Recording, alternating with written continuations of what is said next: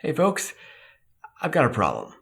Maybe you've experienced this before too. See, I've got this game in front of me and I really want to play it. Elder Scrolls is awesome. It's everything I wanted Too Many Bones to be, and it's got an IP that my friends are really into.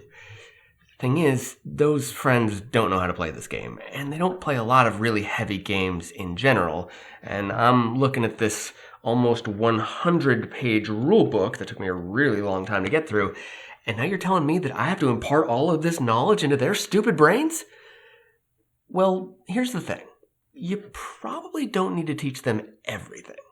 So, if you're new here, hi, I'm Shay Parker, this is RTFM, and I usually teach heavy games like Elder Scrolls, but today I'm giving you a tip on how you might teach this game, or games like it.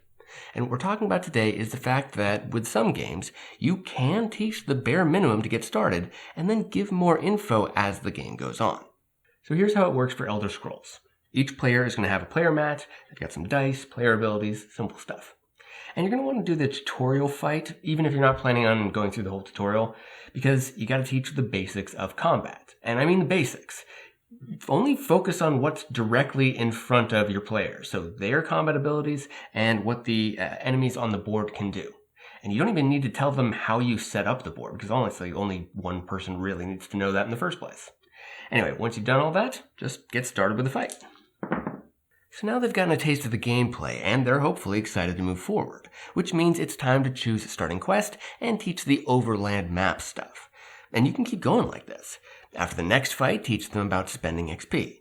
Once you encounter your first delve, talk about how those work. Yes, you'll have to start and stop a few times, but each chunk of learning is going to be quicker overall. And if you try to teach it all up front, you'd probably have to reteach some of it later on anyway. Now, I should mention that this doesn't work for every game. Elder Scrolls is a great example because, 1, it's co-op.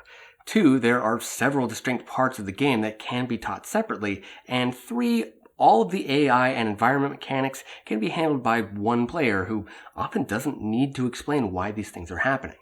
But this can still work with other titles. Take Quacks at Quedlinburg, for example.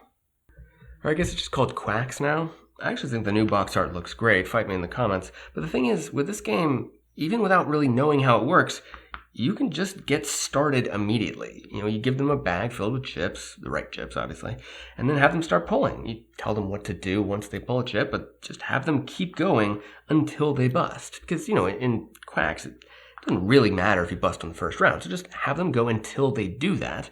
And then once that happens, then you teach them what happens next. On the other hand, there are some games that I don't recommend this approach with, and these are those games where it seems like every single rule is attached to some other rule, so you actually kind of need to understand the whole picture before you take your first move. Long story short, probably don't attempt this with a Lacerda or Splotter game. So, the next time you're teaching a heavy game and a player gets antsy and asks if you can just start playing and learn as you go, while your instinct might be to just say, no, we need to finish, instead take a moment to ask yourself, how much more do you really need to go over before you can get them started?